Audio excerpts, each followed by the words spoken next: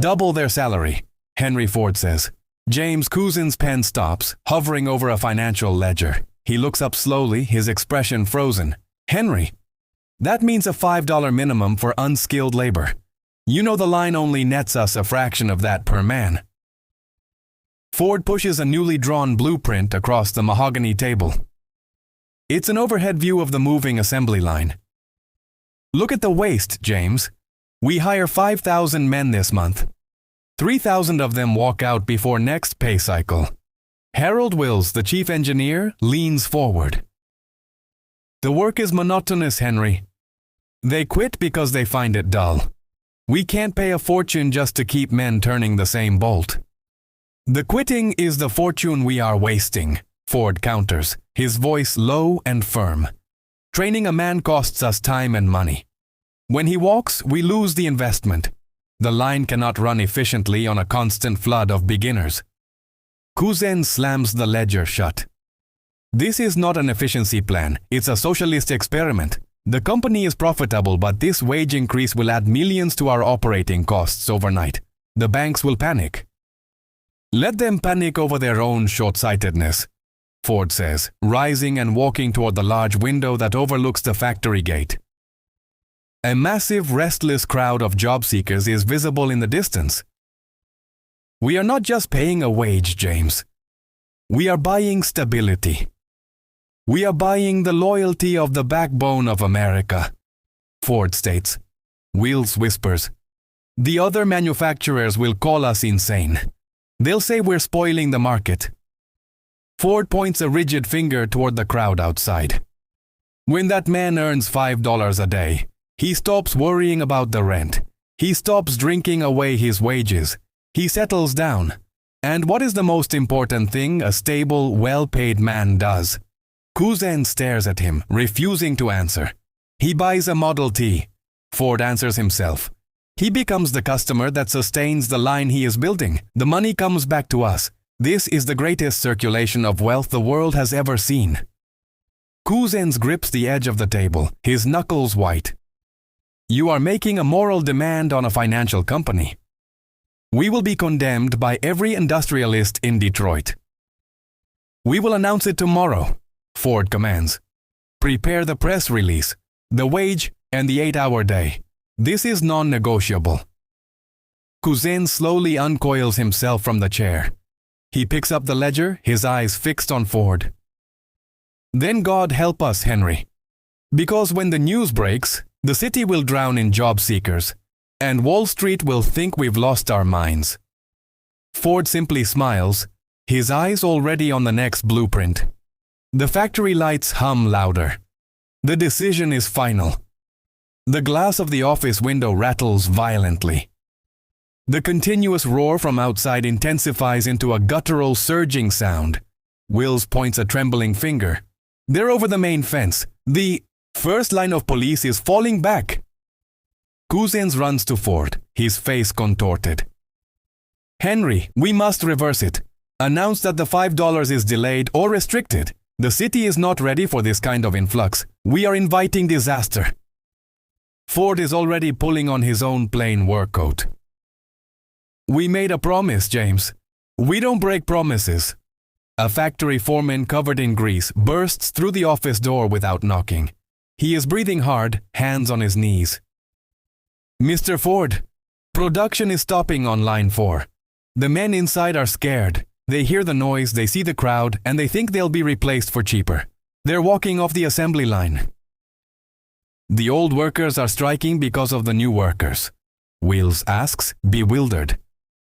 They're terrified, sir. They think the mob will come through and take their job, even at the old rate. We need assurances. We need control. The foreman shouts. Ford zips his coat fully. He grabs a heavy wooden cane from the corner. Tell the men on line 4 to keep moving. Tell them that their job is secure, more secure than ever. I bought their stability. Cousins grabs Ford's arm again, desperation in his eyes. You cannot go out there. The police chief just called. He's losing control. The men are desperate, Henry. They will crush you just to get to the gate. They will crush each other if they think I'm hiding, Ford states, pulling his arm free. He walks to the door. If you go out there and that crowd turns violent, the company is ruined. The stock is already in free fall. This is reckless insanity. Cousins yells after him. Ford stops in the doorway, looking back at his three terrified executives. Insanity, James, is paying a man so little that he must beg for dignity. I bought their loyalty. Now I will collect on the debt. He walks out and moves quickly through the empty executive halls, down the stairs, and into the roaring volume of the main assembly plant. The noise outside is deafening now. Ford reaches the heavy steel door near the main gate. A few overwhelmed police officers are trying to brace the door against the pressure of the crowd outside. He signals the officers to hold their positions. He puts his hand on the massive steel latch. "Open the gate," Ford orders. The lead officer stares, shocked. "Sir, we can't. They'll surge through." "Open it," Ford repeats. The officer reluctantly pulls the lever. The heavy gate swings slowly inward, revealing the massive howling wave of men. Thousands of desperate faces surging forward, their eyes fixed on the man in the work coat standing alone in the doorway. The noise stops. For one paralyzing second, there is absolute silence as the mob recognizes the man they have come to see. The front line of the enormous crowd takes its first unified step toward Henry Ford. Henry Ford stands motionless in the doorway. The roar of the thousands stops, replaced by a deep, expectant murmur. The smell of sweat and train smoke hangs in the cold air. Ford does not speak. He raises his right hand, not in a greeting but in a sign of absolute stop. A man in the front row, desperate, shouts, "Is it true, sir? $5? Ford lowers his hand. His voice, though not loud, cuts through the stillness. "It is true. But this is not a handout. This is a business deal." The murmur swells again. Ford takes a single step forward, forcing the front line of men to recoil slightly. "You have come here because you want a chance to work. I have come here because I want a chance to build," Ford states. "My factory needs men who are stable, men who are sober, and men who are devoted to their work." Cousins and Wills push past the police barricade behind him. Cousins gestures frantically for Ford to step back inside. Ford ignores him. "We will hire the best, not the first, not the man who will spend his $5 on drink and gambling.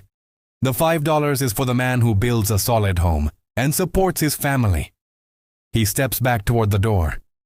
"You will all be registered. Every man here will be catalogued. But only the man who demonstrates good moral character will keep the full wage." He turns to the bewildered police chief. The officers are now security for a new department. They will organize this line. John Lee will head it. It is the Sociological Department. Lee, a tall, serious man who was waiting inside, nods and steps forward, holding a stack of forms. Cousins grabs Ford's sleeve.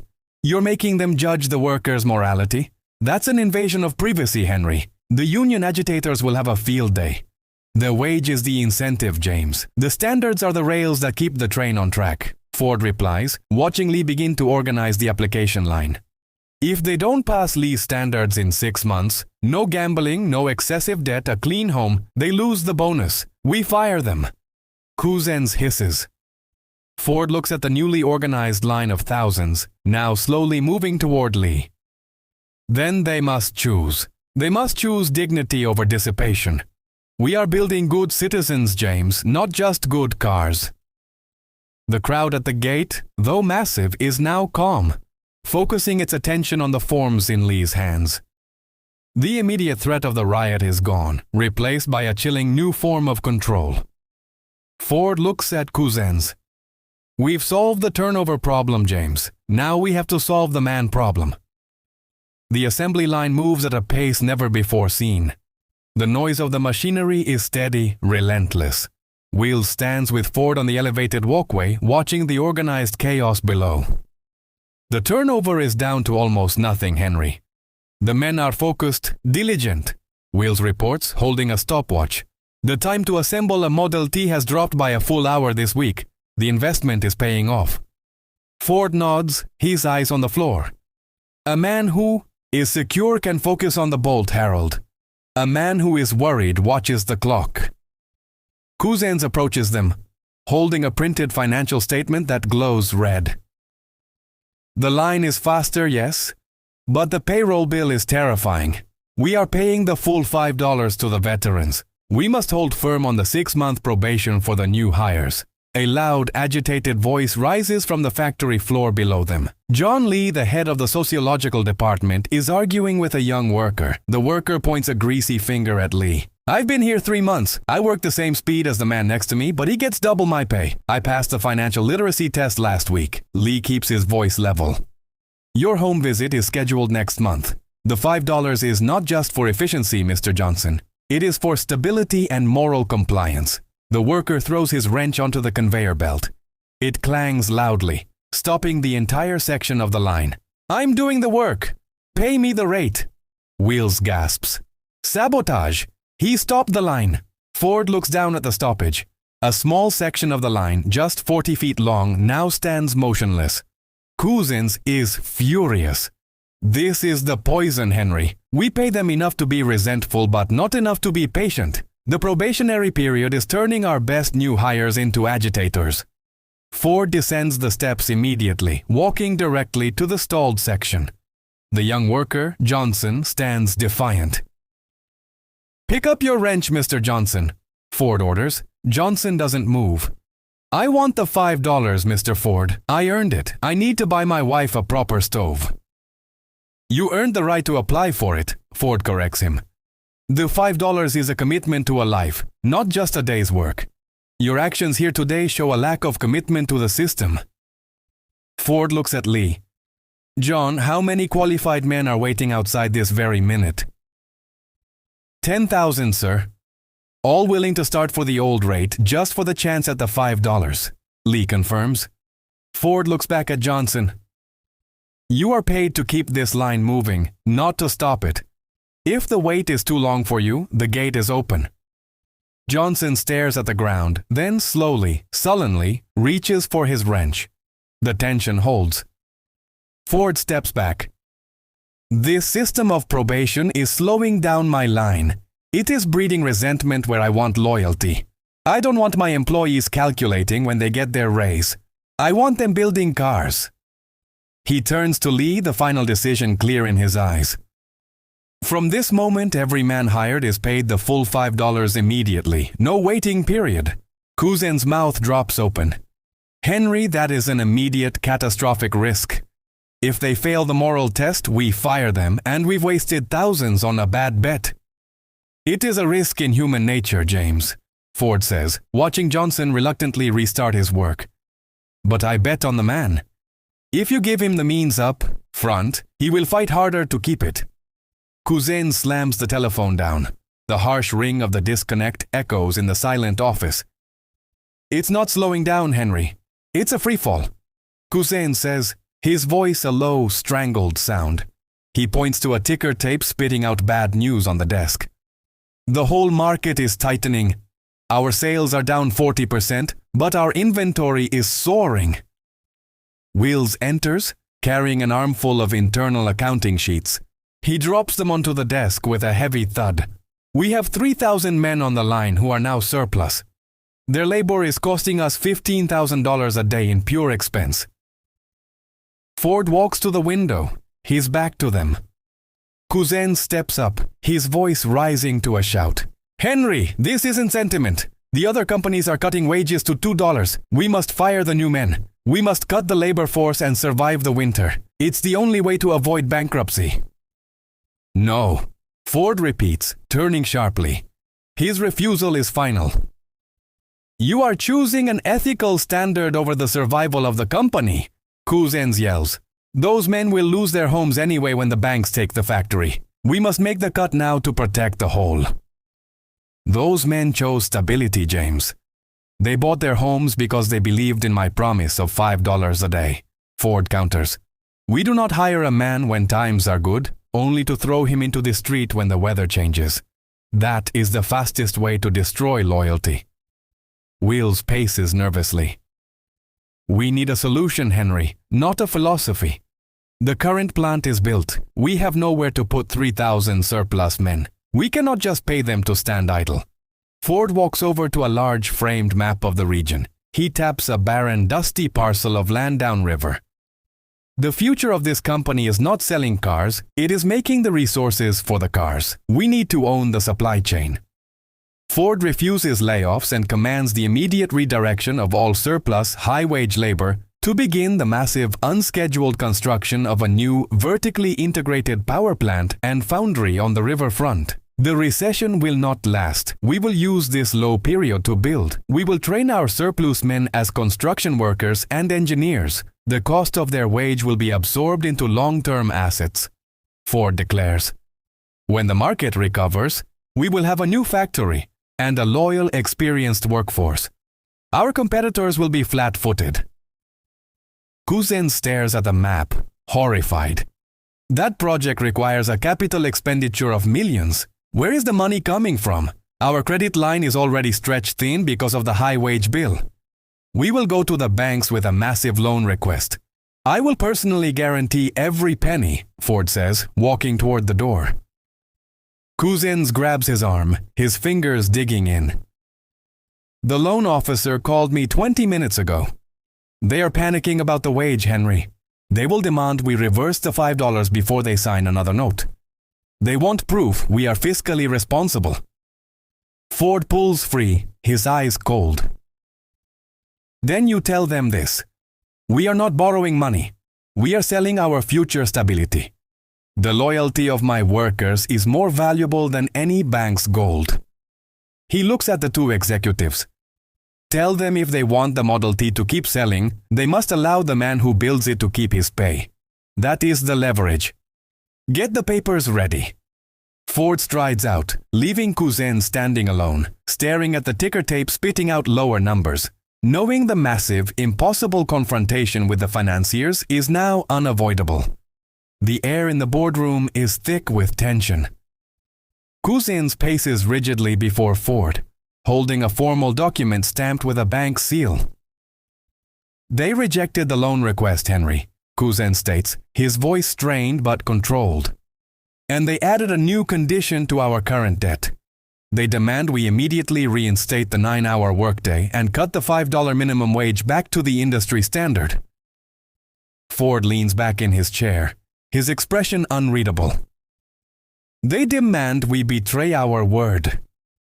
They demand we be fiscally responsible. They say the high wage is an unacceptable financial risk during a recession, especially with your new massive construction project. Cousins argues, throwing the document onto the table. They are giving us 1 week to comply, or they will call the loan. We will be bankrupt. Will stares at the paper, his face pale. We can't survive that. We have to make a compromise, Henry. Cut the wage temporarily. Restore it when sales return. A temporary compromise is a permanent lie, Ford replies, his voice rising for the first time. We told the man to buy the home, to invest in his future. We cannot take the means away from him now. That is immoral. Cousin slams his hand flat on the table, leaning across it toward Ford. I am tired of your morality, Henry. I am tired of funding your sermons. We are a car company, not a charity. Every successful business relies on prudent management, and you are throwing prudence, and my capital, into a concrete foundation. The loyalty of the man building that foundation is my insurance, James, Ford retorts, standing to meet the glare. They are working harder than ever, building our future because they know I stand by them. That is the leverage the bankers do not understand. They understand debt, and you have too much of it, Cousins shouts. You have bought absolute control with this wage, and you are now paying too high a price for your ethics. I cannot defend this to the shareholders, to the banks, or to myself. Ford stands silent for a long moment, looking at his business manager, his voice finally dropping to a measured finality. Then you cannot continue to manage this company. Cousin straightens up slowly, the fight draining from him as he realizes the definitive end has arrived. I agree. I want out. I want you to buy my shares now. Give me a fair valuation and I will be gone by morning. Done, Ford says, walking to his safe and pulling out a small, previously prepared binder. You will be paid a high price, James. The price of consolidation. Cousins stares at the binder, recognizing his defeat. He signs the necessary papers without reading them, hands the pen back, and walks out the door without a final word, leaving his considerable stake in the company behind. Ford turns to Wills, who looks bewildered. He chose the banks, Harold. We chose the man on the line.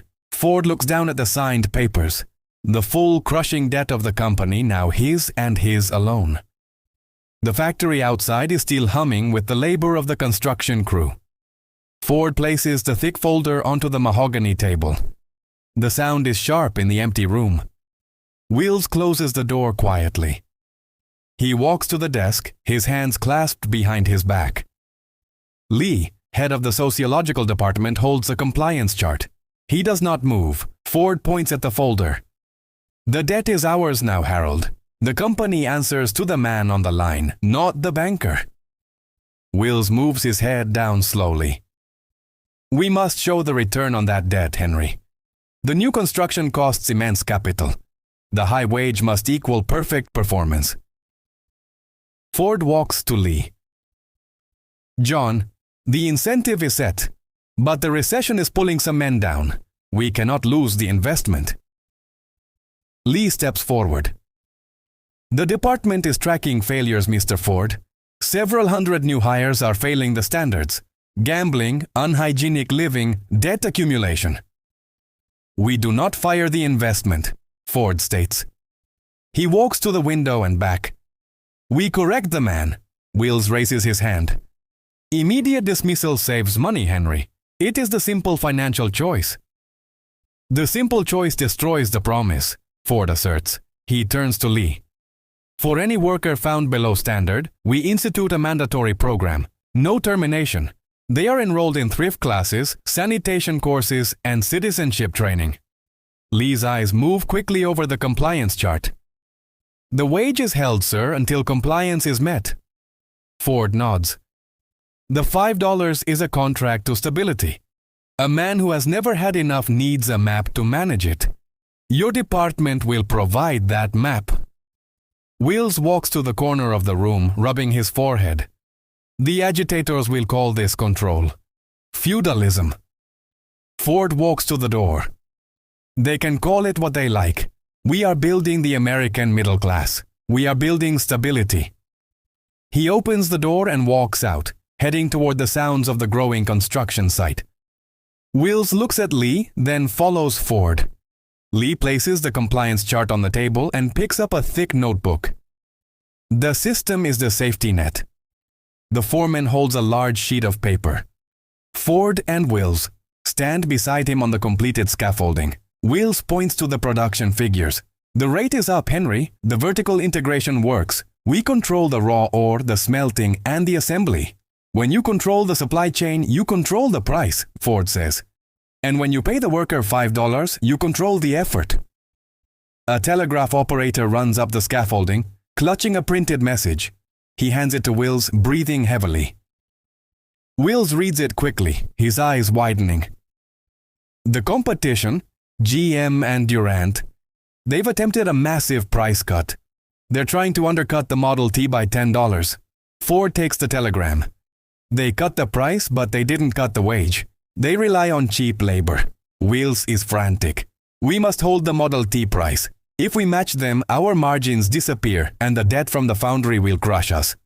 Ford hands the telegram back. We don't match them. We bury them. He turns to a waiting assistant. Call the press. Announce a price drop on the Model T. Drop it by $50. Wills gasps. He steps back from the edge. 50. We sell at a loss.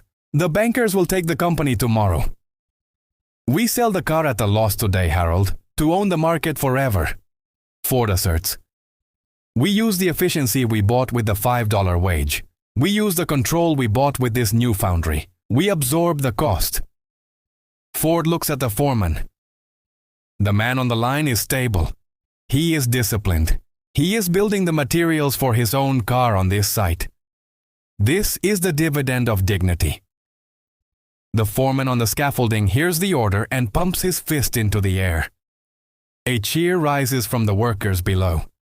Wills slowly nods, staring at the construction. The $5 day is paying for the war. Ford walks toward the edge of the platform. The others rely on cheapness. We rely on scale and loyalty. The price war starts now, and we will win because my customer is my worker. Wheels hangs up the phone on the desk. He looks at Ford. We can't move the cars fast enough, Henry. Every rail yard is jammed, Wheels reports. We are building cars faster than we can ship them to the customer. Ford stares at a large map showing every rail line and depot in the Midwest. The supply chain is perfect from ore to axle, but the distribution is choking the system. We need to decentralize. A logistics expert, Mr. Peterson, clears his throat. Sir, we can't afford new factories now. We need the profit to pay down the debt from the foundry. Ford ignores him and points to several key cities on the map.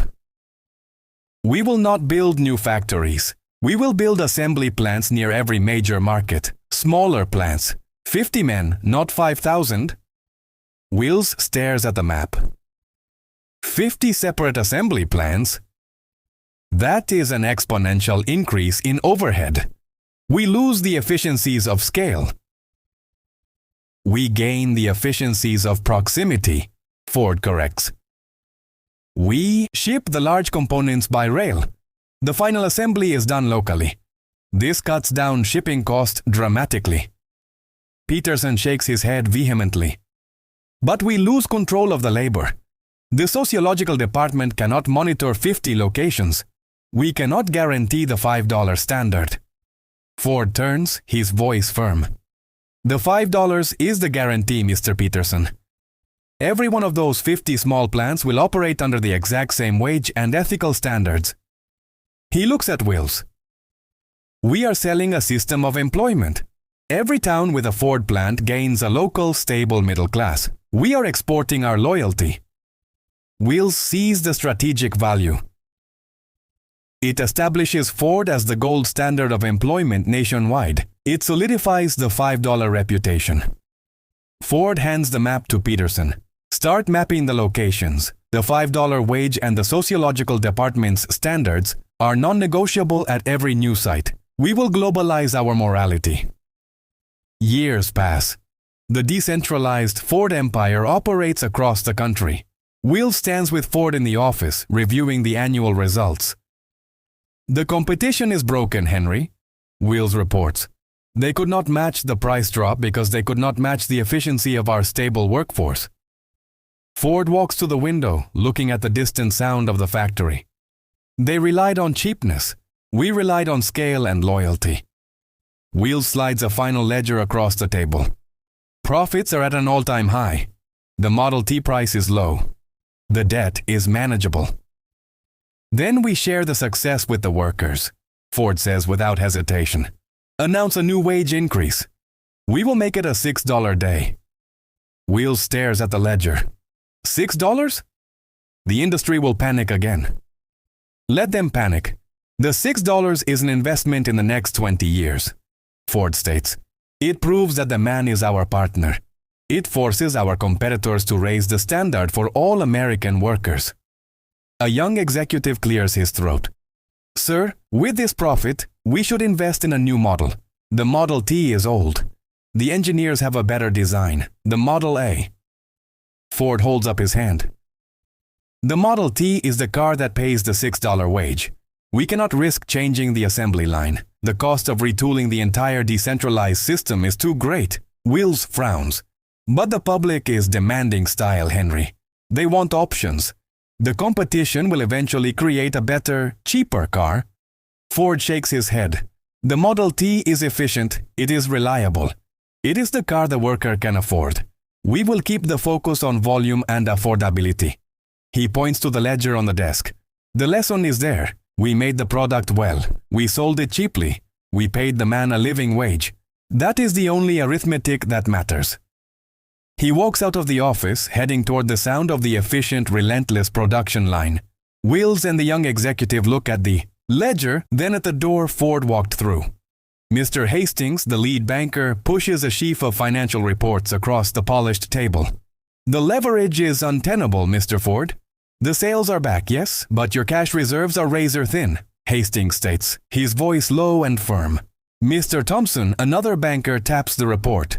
General Motors can raise capital instantly. You cannot. Your personal guarantee is insufficient for a company this size. Ford sits at the head of the table. He picks up a pen, twirls it once, and puts it down. My guarantee is the efficiency of the line. It is the cheapest car in the world. Hastings leans forward. The efficiency is tied directly to the $5 wage. That wage, coupled with your continuous radical price cuts, destroys the margin needed to maintain solvent reserves. The wage creates the customer. It creates the stability that allows the cuts, Ford corrects. Thompson slides a legal document across the table. Our board demands a change. You must suspend the $5 minimum wage for 6 months, effective immediately, and you must hold the price cuts. Ford does not touch the document. I will not betray the man who builds the car. Hastings' jaw tightens. Then we must take steps to protect our investment. The terms of your restructured loan allow us to place auditors and financial controllers inside your organization. Ford laughs, a short, sharp sound. You will send clerks to tell my engineers how to build a car? To tell my foremen how to pay their men? We will send management to enforce fiscal prudence, Thompson insists. Ford stands up slowly. He walks to the wall where a massive chart displays the production volume of the Model T. My volume is increasing every month. Your concern is based on fear, not fact. You fear the man earning a decent wage, Ford declares. Hastings rises, his hands gripping the edge of the table. We fear insolvency. We fear the day the market turns and you cannot meet your payroll. This is not charity, Mr. Ford. This is a balance sheet. The balance sheet is what my workers build with their hands, Ford replies. He turns back to the bankers, his expression hardening. You demand I cut the wage. I will not. Thompson points a finger at the volume chart. If you refuse, we will call the loan. We will seize enough assets to cover our position. You will lose control of the company. Ford walks back to the head of the table. He picks up the bank's legal document, looks at the top letterhead, and rips the paper cleanly in half. You want to seize my company? Ford asks. He looks directly at Hastings. I will seize yours first. Hastings stares at him. That is an empty threat, sir. You do not have the liquid capital to buy out our interest. I have the volume. Ford counters, walking toward the door. My volume generates cash faster than you can count it.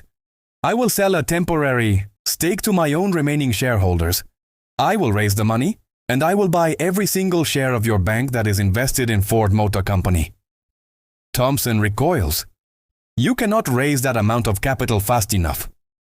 I can sell 1 million cars a month, gentlemen. You cannot stop the line, Ford says. He pauses at the door.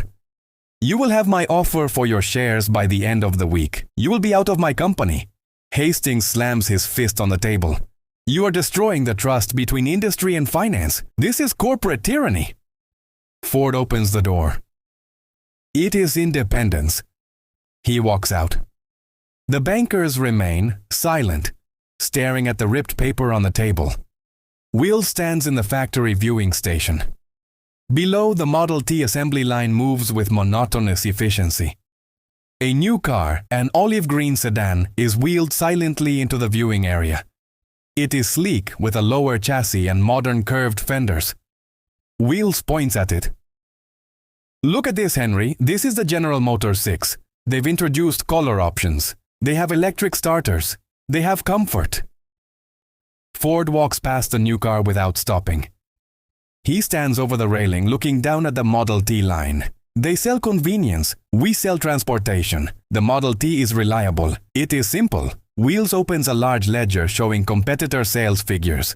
Our sales declined last quarter by 8%, Henry. This is not a recession problem. This is a desire problem. The public should want efficiency, not frivolous features, Ford insists. He taps the railing. The cost of retooling the entire plant for curves and electric wiring is astronomical. It would require stopping the line for a year. The line will stop anyway if no one buys the car, Wheels pleads. GM is gaining market share by appealing to the new customer. They want style, not just function. We must modernize the engine. Ford turns on him. The Model T is the car that made the $5 wage possible. Its simplicity is the cornerstone of the system. Change the car and you change the cost structure. Mr. Lee, head of the Sociological Department, enters, holding a disciplinary report. Mr. Ford, we have an issue. 300 workers applied for loans to purchase non-Ford vehicles this month. Ford stares at the report, taking the pencil from Wills's hand. They receive the highest wage in the industry. They should buy the product that pays their wage. Lee lowers his voice. The new Model A, sir, the one the engineers designed, is a better vehicle. They see it. They want their own company's best product. Ford snaps the pencil in half. Tell the Sociological Department that any worker caught purchasing a competitor's car or applying for a loan for a non-Ford vehicle is failing the thrift standard. Their bonus wage will be withheld until the purchase is rectified. Wills throws his hands up. You are punishing the man for wanting progress. The problem is the product, not the man. We must give the engineers the green light to prepare the Model A blueprints for production. The Model T has been tested for 15 years. It works, Ford asserts, pointing to the line below. We do not change a winning formula because the competition adds a coat of paint. Will stares at the General Motors sedan parked silently beside them. He walks over to the car, runs his hand over the smooth fender, and looks back at Ford. You refuse to see the world changing around you, Henry. This is not about efficiency anymore. This is about desire, and the public has moved on. Ford walks to the exit. The volume will return. The customer will appreciate value over novelty. He leaves the viewing station.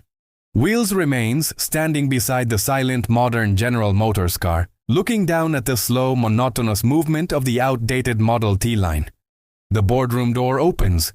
Wills walks in, holding a plain white envelope. He walks directly to Ford and places the envelope on the desk. Ford looks at the envelope. What is this, Harold?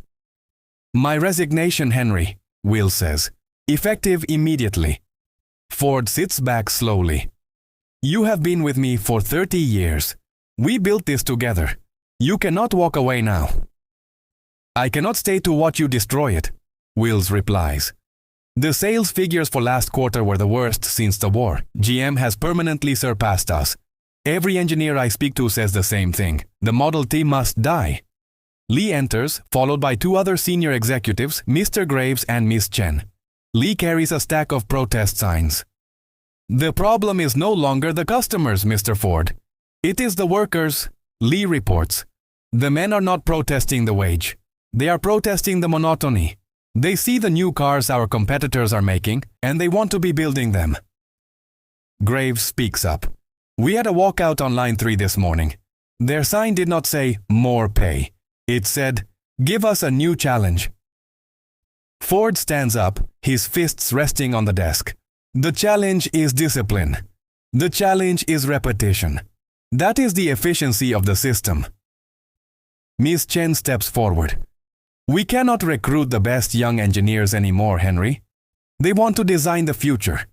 They do not want to design cheaper ways to manufacture a car from 1908. Ford slams his hand down. The Model T is the only car that fulfills the mission. It is the vehicle of the common man. Your engineers are indulging in frivolous vanity. Will steps away from the desk. I supported the $5. I supported the Sociological Department. I supported the price cuts. But I cannot support the refusal to progress. Ford stares at Wills, his eyes cold. Then you are a traitor to the system. You have lost your faith in the principles that built this company. Wills shakes his head. The principles remain. The application failed. What was once the diabosiatiams? Greatest innovation in the world is now the greatest anchor. Ford points a rigid finger at Wills. You are fired. Clean out your office by the end of the day. You will not undermine my decisions. Wills nods, accepts the decision, and walks toward the door. Graves and Chen look at each other, stunned. Lee steps forward, lowering his voice. Henry, Harold is your oldest ally. You cannot fire him over this. I can fire anyone who threatens the stability of the system, Ford insists. The structure demands absolute conformity. Lee places the protest signs on the desk. He looks at Ford for a long moment. Then I tender my resignation as well, Mr. Ford. The system I created to enforce stability is now being used to enforce stagnation. I cannot be a party to that. Lee places his resignation beside Wills's envelope. Graves and Chen follow suit. Ford is left alone in the room, staring at the 4 white envelopes on his mahogany desk. His greatest strength, absolute, unyielding control, has just driven out his last loyal dissenting voices. The main assembly floor is quiet. The relentless sound of the line has been reduced to a low, intermittent grind. The Model T is still in production, but the pace is agonizingly slow. A young foreman, Mr. Davies, stands before Ford holding a maintenance clipboard. "We haven't sold enough cars to justify running line 2 this month, Mr. Ford," Davies reports. "The inventory is stacking up in the storage yards. The Model T is simply not moving." Ford looks at the slow-moving line. "The public will return. They will realize the value." Davies shakes his head. "The young men we hire now don't care about the $5 wage as much. The competitors are paying $4, but they offer better working conditions and they build the cars the men want to drive." Ford walks to the nearest workstation, where an old veteran worker is meticulously tightening a bolt. The man is stable. The man is loyal. "He is 30 years old, sir," Davies counters.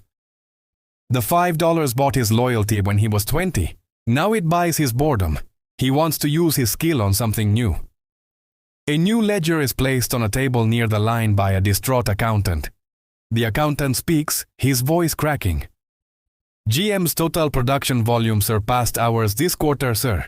For the first time in 20 years, Ford is second. Their new plant designs allow for rapid model changes. They are agile."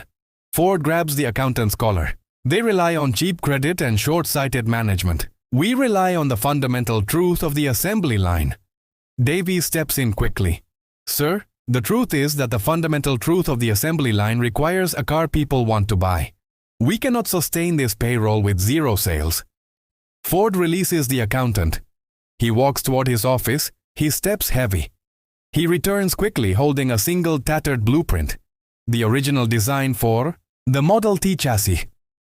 He holds it up to Davies and the accountant. "This car saved the American farmer. This car created the middle class." Davies looks at the blueprint, then at the stalled inventory. "It also created a workforce that is now too expensive to run an empty line, sir." Ford lowers the blueprint. He walks to the main control panel for the entire assembly line. He looks at the large red emergency stop button. He stands there for a full minute, his hand hovering over the button. He finally presses the button. A loud groaning sound echoes through the massive factory as the main drive chains seize. The conveyor belts stop. The compressed air lines hiss into silence. The lights on the line go dark. The Ford factory is silent for the first time in 19 years. Ford turns to the 2 men. "Shut down all remaining Model T production immediately. Retool the plants. We will build a new car. Tell the engineers to prepare the Model A blueprints." Davies and the accountant stare at the still, silent machinery. Ford walks away, leaving them standing beside the mute, stopped assembly line. The factory remains silent. Dust settles on the massive, empty conveyor belts. The sound of tools and footsteps echoes unnaturally loud. Ford walks alone through the silent plant. He stops at the first station of the line, where the original engine used to be mounted. He runs his hand over the greasy metal. A single engineer, a young man named Fisher who replaced Wills's senior team, approaches him cautiously. "The retooling is proceeding, Mr. Ford. The new Model A lines are being installed in the decentralized plants. It will be a year before we achieve the scale needed," Fisher reports. Ford does not look at him. A year of silence. A year of lost market share. Fisher nods. GM is capitalizing fully. They release new models yearly. They are entrenched in the new market. Ford walks the length of the silent line, passing rows of empty work stools. He stops where the final bodies used to meet the chassis. "We had the loyalty," Ford says, his voice raspy from disuse. "We had the efficiency. We had the scale." Fisher clears his throat. "Sir, the Model A is a magnificent car. It is modern. It has speed and style." Ford shakes his head, walking slowly to the end of the line. "I believe the product was perfect because the system that built it was perfect. I believe that what worked in 1908 would work in 1927. He stops at the shipping door where thousands of Model Ts used to roll out daily. The $5 wage bought stability, but stability without evolution is death. Fisher looks down. "The engineers are working day and night, sir. We will catch up." Ford turns to him. "Tell the engineers to design the Model B. Tell them to design the Model C. Design a future where the line never stops for longer than a weekend." Ford pulls a small silver key from his pocket. He looks at it, then hands it to Fisher. This key opens the vault where the original Model A blueprints are stored. They are dated 1919. We should have built this car 8 years ago. Fisher takes the key, staring at it. Ford walks back up the center aisle of the now silent factory. His footsteps echo against the massive empty ceiling. He reaches the viewing station, climbs the steps, and stands alone at the railing, looking down at the immense, unmoving floor. The single red stop button on the main control panel remains pressed inward. Ford does not touch it. He simply watches the dust settle over the silent, immovable monument to his stubborn success. The sound of the future is the silence of the present.